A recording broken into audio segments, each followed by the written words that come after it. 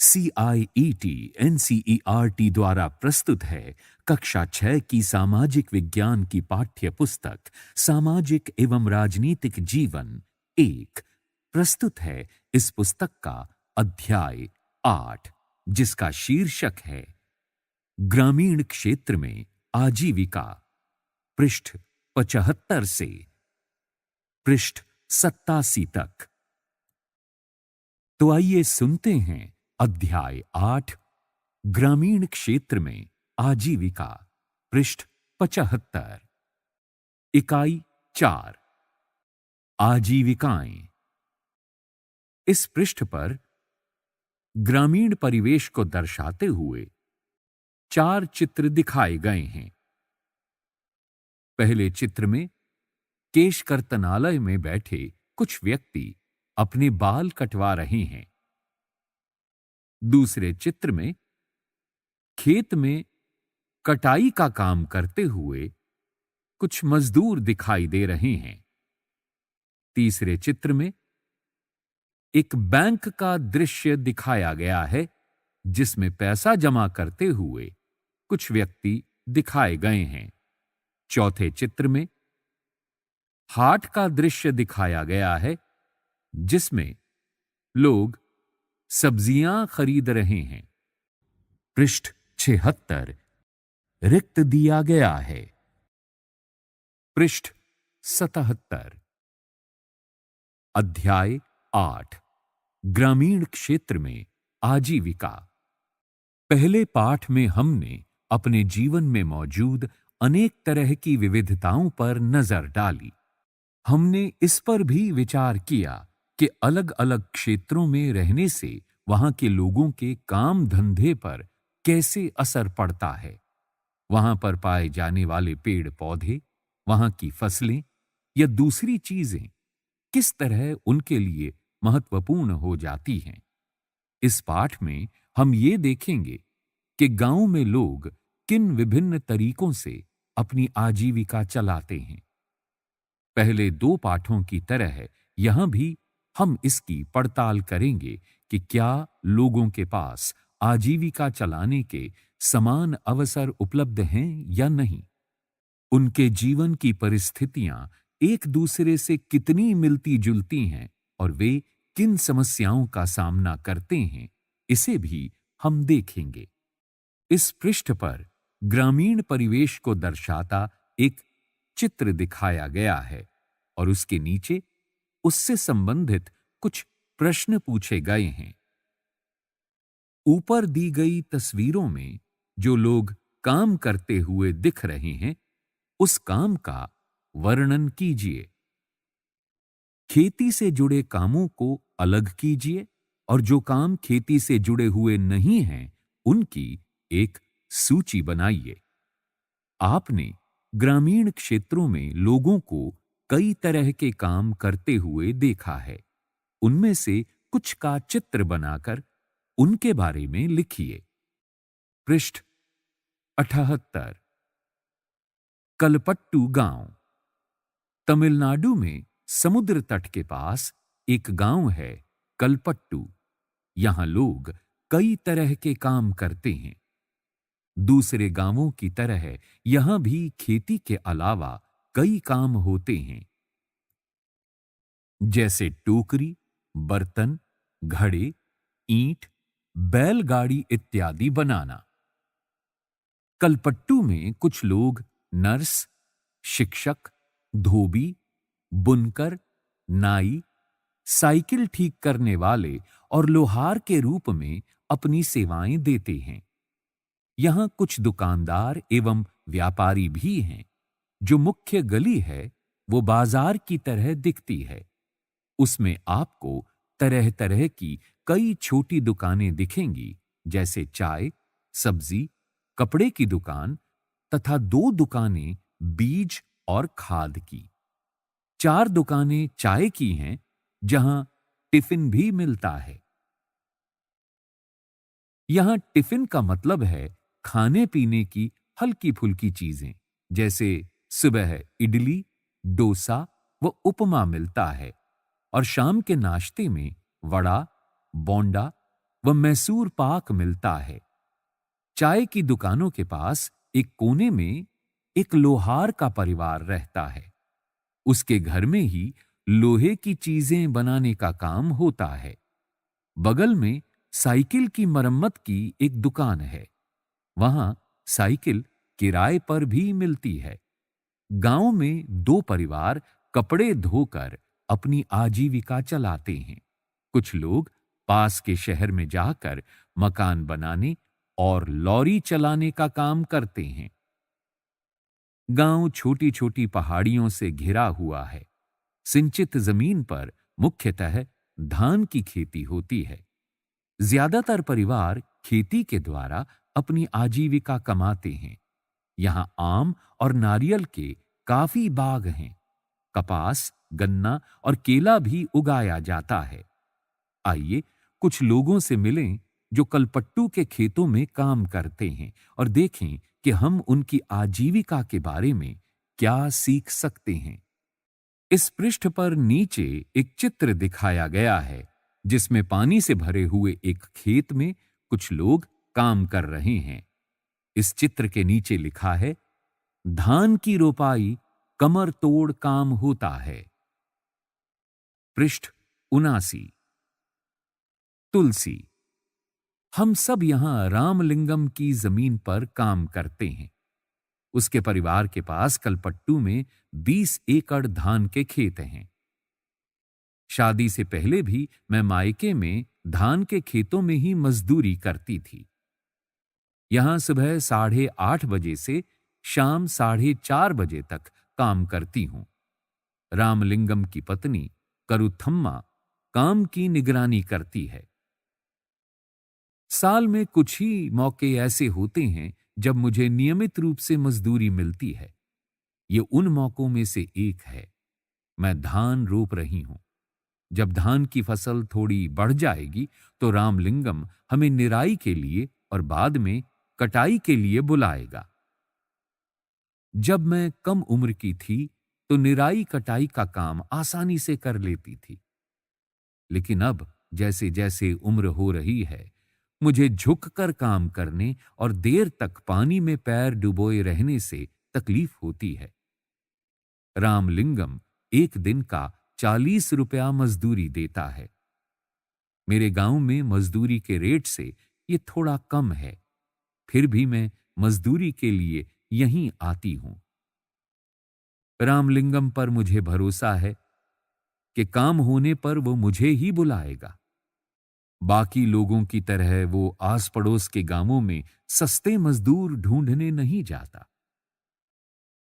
मेरा पति रमन भी एक मजदूर है। हमारे पास कोई जमीन नहीं है। साल के इन महीनों में वो खेतों में कीड़ों की दवाई छिड़कता है। जब खेतों में कोई काम नहीं मिलता तो उसे पास की खान से पत्थर या नदी से बालू ढोने का काम मिल जाता है। ये पत्थर और बालू पास के शहरों में मकान बनाने के लिए ट्रक से लाए जाते हैं। खेत में काम करने के अलावा मैं घर का सारा काम करती हूँ। मैं घर में सबके लिए खाना बनाती हूँ, कपड़े धोती हूँ और सफाई करती हूँ। दूसरी औरतों के साथ जाकर जंगल से लकड़ी भी लाती हूँ। गांव से करीब 1 किलोमीटर दूर बोरवेल है, जहां से पानी लेकर आती हूँ। मेरा पति घर का सामान जैसे साग सब्जी खरीदने में मेरी मदद करता है। इस पृष्ठ पर नीचे एक चित्र दिखाया गया है। ये एक चक्र है जिसमें साल के 12 महीनों को अलग अलग खानों में दिखाया गया है। साथ ही इस चक्र में तुलसी द्वारा किए जाने वाले काम लिखे गए हैं। कटाई, निराई, रोपाई, बीड़ा बनाना। इस चित्र के नीचे आपसे एक प्रश्न पूछा गया है। क्या तुलसी को साल भर कमाई के मौके मिलते हैं? ऊपर दिए गए चित्र के आधार पर बताइए। पृष्ठ 80। हमारी दो बेटियां हमारे जीवन की खुशी हैं। दोनों ही स्कूल जाती हैं। पिछले साल एक बेटी बीमार पड़ गई थी तो उसे शहर के अस्पताल ले जाना पड़ा। हमने उसके इलाज के लिए रामलिंगम से उधार लिया था और उस उधार को चुकाने के लिए हमें अपनी गाय बेचनी पड़ी। इस पृष्ठ पर बाईं ओर बीच में पीले रंग के बक्से में आपसे कुछ प्रश्न पूछे गए हैं। 1. तुलसी के काम का विवरण दीजिए। ये रमन के काम से कैसे अलग है? 2. तुलसी को अपने काम के लिए बहुत कम पैसा मिलता है। आपकी समझ में खेतों में काम करने वाले मजदूरों को कम पैसे पर काम क्यों करना पड़ता है? 3. आपके क्षेत्र में या पास के गांव में कौन सी फसलें उगाई जाती हैं? वहां खेतीहर मजदूर किस तरह का काम करते हैं? 4. अगर तुलसी के पास खेती की जमीन होती तो उसकी कमाई यानी आजीविका के तरीके कैसे अलग होते? चर्चा कीजिए। जैसा कि आपने तुलसी की कहानी में पढ़ा, ग्रामीण इलाकों में गरीब परिवारों का बहुत सारा समय पानी और जलावन की लकड़ी लाने व जानवर चराने में बीतता है। इन कामों से कोई पैसा नहीं मिलता है, लेकिन गरीब परिवारों में ये काम बहुत महत्वपूर्ण हो जाते हैं। वे मजदूरी से जो थोड़ा सा पैसा कमाते हैं, उससे गुजारा नहीं होता। घर चलाने और जिंदगी बसर करने के लिए इन कामों को करना पड़ता है। हमारे देश के ग्रामीण परिवारों में से करीब 40% खेतीहर मजदूर हैं। कुछ के पास जमीन के छोटे छोटे टुकड़े हैं, बाकी तुलसी की तरह भूमिहीन हैं। कई बार जब पूरे साल उन्हें काम नहीं मिलता तो मजबूरन काम की खोज में उन्हें दूर दराज के इलाकों में जाना पड़ता है। इस तरह का पलायन कुछ विशेष मौसमों में ही होता है। शेखर, हमें ये धान अपने घर लेकर जाना है। मेरे परिवार ने अभी अभी फसलों की कटाई पूरी की है। हमारे पास बस 2 एकड़ जमीन है। हम अपने खेत का सारा काम खुद ही कर लेते हैं। मैं कई बार कटाई के समय दूसरे छोटे किसानों की मदद ले लेता हूं और बदले में उनके खेतों में कटाई करवा देता हूं। व्यापारी मुझे उधार पर बीज और खाद देता है। इसे चुकाने के लिए मुझे थोड़े कम दामों पर उसे धान बेचना पड़ता है। अगर बाजार में बेचूं तो ज्यादा पैसे मिल जाएंगे, लेकिन मुझे उधार भी तो चुकाना है। व्यापारी ने किसानों को याद दिलाने के लिए अपना एजेंट भेजा है कि जिन किसानों ने उधार लिया है वे उसी को अपना धान बेचें। मुझे अपने खेत से 60 बोरी धान मिलेगा। इनमें से कुछ से मैं अपना उधार चुका दूंगा और बाकी घर में लग जाएगा। पृष्ठ 81। लेकिन मेरे हिस्से में जो आता है वो सिर्फ 8 महीने तक ही चल पाता है, इसलिए मुझे और पैसा कमाने की जरूरत पड़ती है। इसके लिए मैं रामलिंगम की चावल की मिल में काम करता हूं। वहां मैं पड़ोसी गांव के किसानों से धान इकट्ठा करने में उसकी मदद करता हूं। हमारे पास एक संकर गाय भी है। उसका दूध हम यहीं की सहकारी समिति में बेच देते हैं। इससे रोज के खर्चों के लिए थोड़ा और पैसा मिल जाता है। इस पृष्ठ पर नीचे 2 पीली लाइनों के बीच शेखर और तुलसी के बारे में आपसे कुछ प्रश्न पूछे गए हैं। शेखर का परिवार क्या काम करता है? आपके विचार से शेखर दूसरे मजदूरों को अपने खेत पर काम करने के लिए क्यों नहीं लगाता? शेखर शहर के बाजार में अपना धान क्यों नहीं बेच पाता? शेखर की बहन मीना ने भी व्यापारी से उधार लिया था, परंतु वो अपना धान उसको नहीं बेचना चाहती। उसने व्यापारी के एजेंट से कहा कि वो अपना उधार चुका देगी। मीना और व्यापारी के एजेंट के बीच में इसको लेकर क्या बातचीत हुई होगी, दोनों के तर्कों को लिखिए। शेखर और तुलसी के जीवन में क्या समानताएं हैं और क्या अंतर है? आपके उत्तर के कुछ ये आधार हो सकते हैं।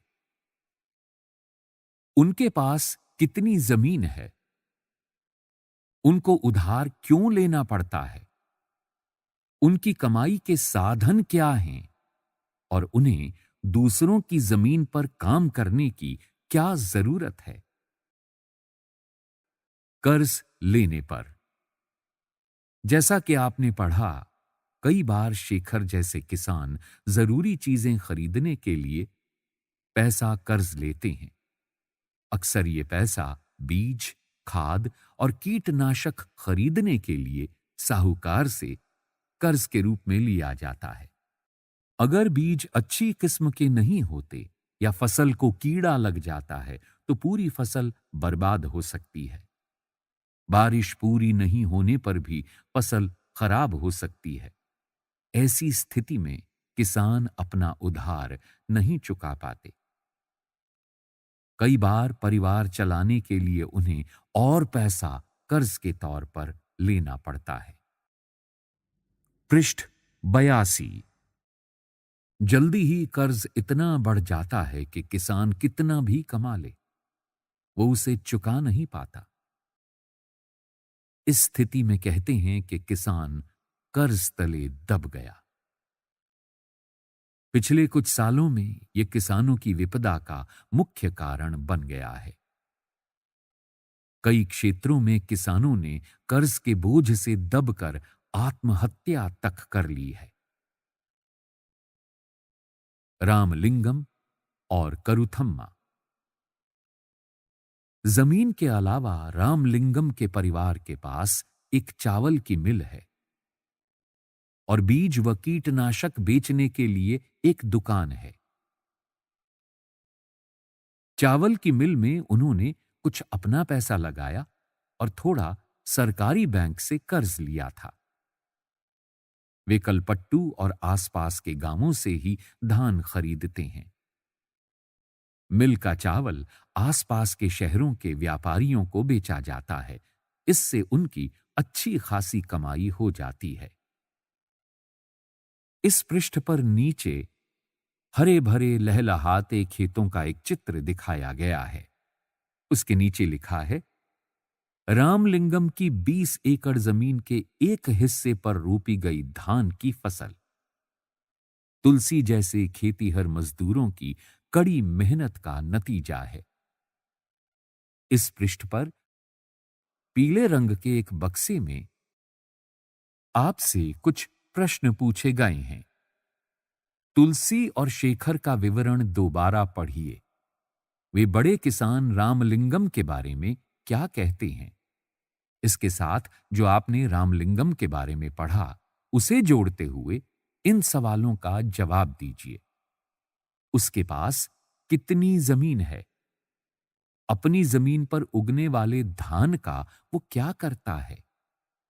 खेती के अलावा उसकी कमाई के और क्या साधन हैं? भारत के खेतीहर मजदूर और किसान। कलपट्टू गांव में तुलसी की तरह के खेतीहर मजदूर हैं, शेखर की तरह के छोटे किसान हैं और रामलिंगम जैसे बड़े किसान हैं। भारत में प्रत्येक 5 ग्रामीण परिवारों में से लगभग 2 परिवार खेतीहर मजदूरों के हैं। ऐसे सभी परिवार अपनी कमाई के लिए दूसरों के खेतों पर निर्भर रहते हैं। इनमें से कई भूमिहीन हैं और कईयों के पास जमीन के छोटे-छोटे टुकड़े हैं।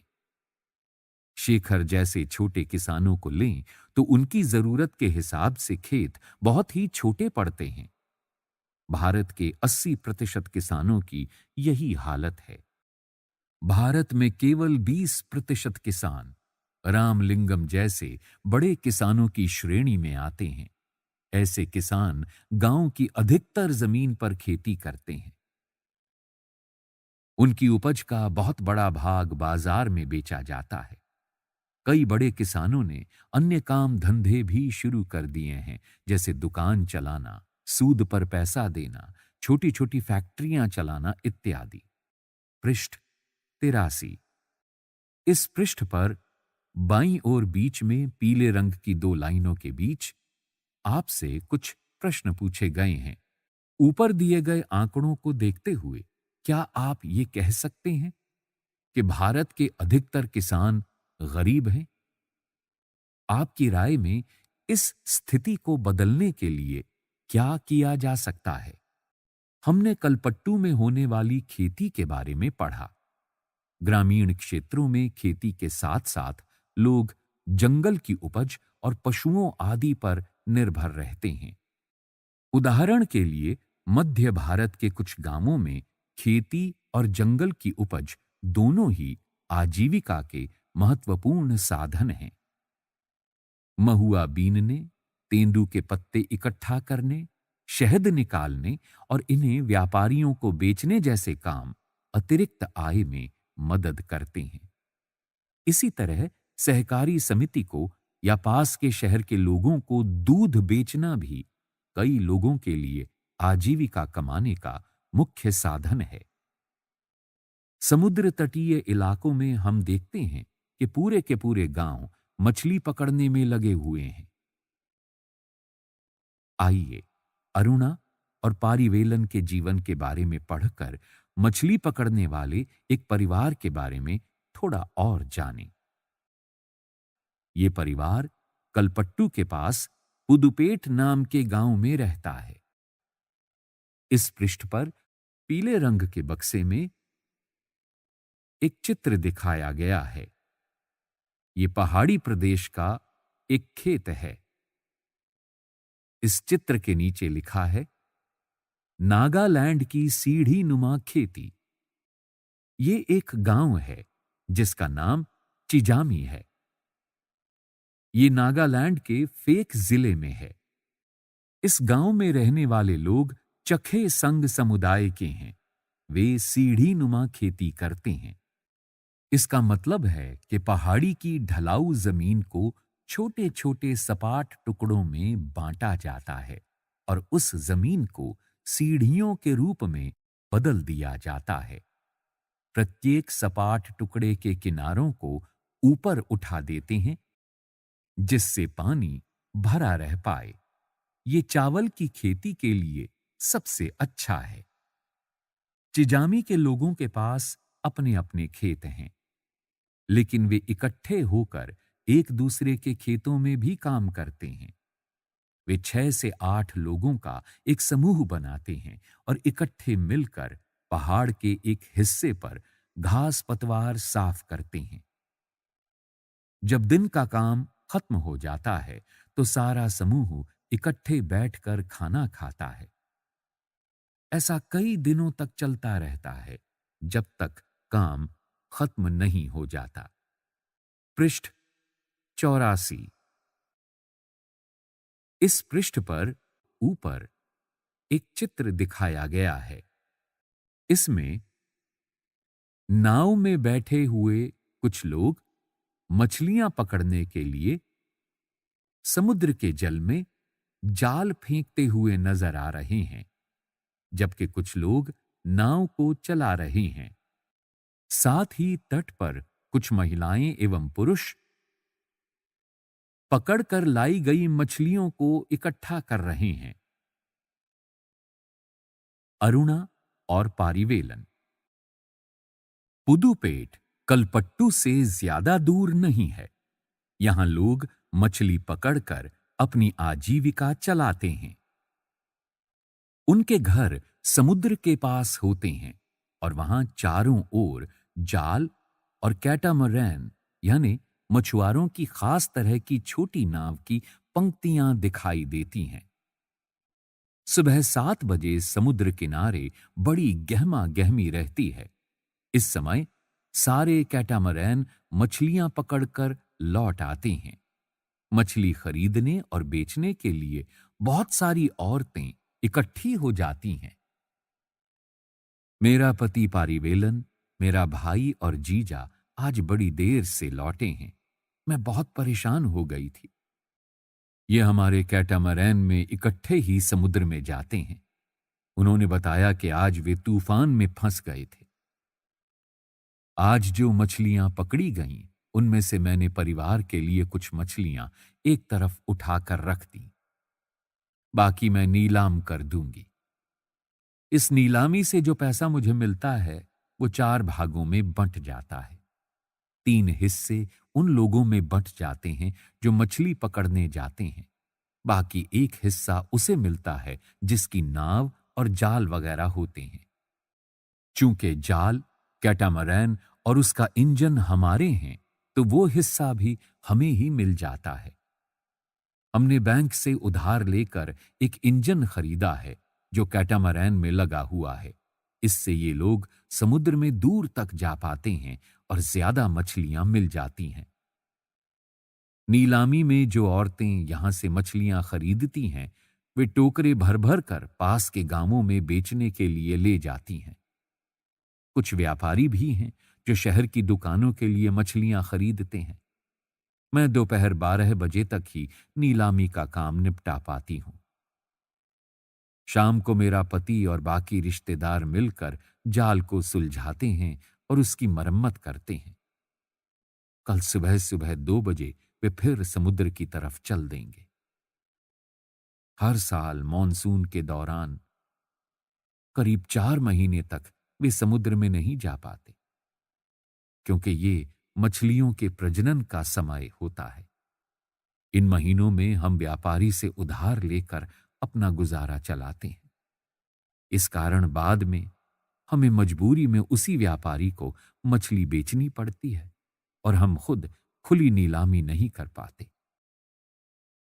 वे खाली महीने काटना सबसे मुश्किल होता है। पिछले साल सुनामी के कारण हमारा बड़ा नुकसान हुआ। पृष्ठ 85। इस पृष्ठ पर सामने की ओर मछलियां बेचती हुई एक महिला दिखाई गई है और उनसे कुछ महिलाएं व पुरुष मछली खरीद रहे हैं। इस महिला के पीछे भी कुछ महिलाएं व पुरुष खड़े हैं और वे मछली खरीद व बेच रहे हैं। इस पृष्ठ पर बाईं ओर नीचे पीले रंग के बक्से में आपसे कुछ प्रश्न पूछे गए हैं। शेखर और अरुणा दोनों के ही परिवारों को उधार क्यों लेना पड़ता है? आपको उनमें क्या समानताएं और क्या अंतर दिखते हैं? क्या आपने सुनामी के बारे में सुना है? ये क्या होता है? इससे अरुणा जैसे परिवारों को क्या नुकसान हुआ होगा? ग्रामीण क्षेत्रों में आजीविका के साधन। ग्रामीण क्षेत्रों में लोग अपनी आय विभिन्न तरीकों से कमाते हैं। कुछ खेती-बाड़ी का काम करते हैं और कुछ अन्य काम करके अपनी आजीविका चलाते हैं। खेती में कई तरह के काम शामिल हैं, जैसे खेत तैयार करना, रोपाई, बुवाई, निराई और कटाई। फसल अच्छी हो, इसके लिए हम प्रकृति पर निर्भर हैं। इस तरह जीवन ऋतुओं के इर्द-गिर्द ही चलता है। बुवाई और कटाई के समय लोग काफी व्यस्त रहते हैं और दूसरे समय काम का बोझ कम रहता है। देश के अलग-अलग क्षेत्रों में ग्रामीण लोग अलग-अलग तरह की फसलें उगाते हैं। फिर भी हम उनके जीवन की परिस्थितियों में और उनकी समस्याओं में काफी समानताएं पाते हैं। पृष्ठ 86।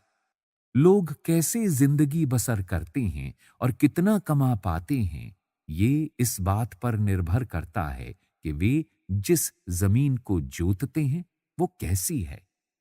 कई लोग उस जमीन पर मजदूरों के रूप में निर्भर हैं। ज्यादातर किसान अपनी जरूरतों को पूरा करने और बाजार में बेचने के लिए भी फसलें उगाते हैं।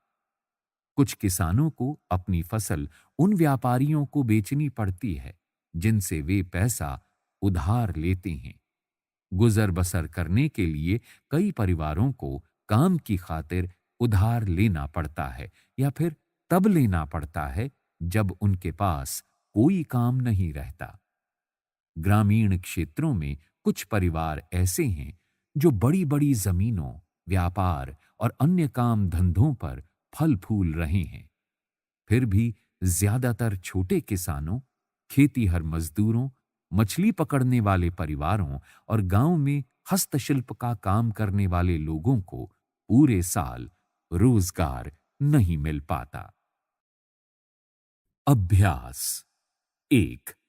आपने संभवतः इस बात पर ध्यान दिया होगा कि कलपट्टू गांव के लोग खेती के अलावा और भी कई काम करते हैं। उनमें से 5 कामों की सूची बनाइए। 2। कलपट्टू में विभिन्न तरह के लोग खेती पर निर्भर हैं। उनकी एक सूची बनाइए। उनमें से सबसे गरीब कौन है और क्यों? 3। कल्पना कीजिए कि आप एक मछली बेचने वाले परिवार की सदस्य हैं। आपका परिवार ये चर्चा कर रहा है कि इंजन के लिए बैंक से उधार लें कि न लें। आप क्या कहेंगी? 4। तुलसी जैसे गरीब ग्रामीण मजदूरों के पास अक्सर अच्छी शिक्षा, स्वास्थ्य की सुविधाओं एवं अन्य साधनों का अभाव होता है। आपने इस किताब की पहली इकाई में असमानता के बारे में पढ़ा। तुलसी और रामलिंगम के बीच का अंतर एक तरह की असमानता ही है। क्या ये एक उचित स्थिति है? आपके विचार में इसके लिए क्या किया जा सकता है? कक्षा में चर्चा कीजिए। 5। आपके अनुसार सरकार शेखर जैसे किसानों को कर से मुक्ति दिलाने में कैसे मदद कर सकती है? चर्चा कीजिए। पृष्ठ 87। 6। यहां दी गई तालिका को भरते हुए शेखर और रामलिंगम की स्थितियों की तुलना कीजिए। यहां पीले रंग के एक बक्से में सबसे ऊपर पहले शेखर का नाम लिखा है, उसके बाद रामलिंगम का नाम लिखा है, जबकि इस बक्से में बाईं ओर आपसे एक के बाद एक 5 प्रश्न पूछे गए हैं। इन दोनों प्रश्नों के उत्तर शेखर और रामलिंगम के संदर्भ में उनके नामों के नीचे दिए गए सफेद रंग के बक्सों में भरें। खेती की हुई जमीन, मजदूरों की जरूरत, उधार की जरूरत, फसल का बिकना, उनके द्वारा किया गया अन्य काम। इसी के साथ 9 अध्यायों की इस पुस्तक का 8वां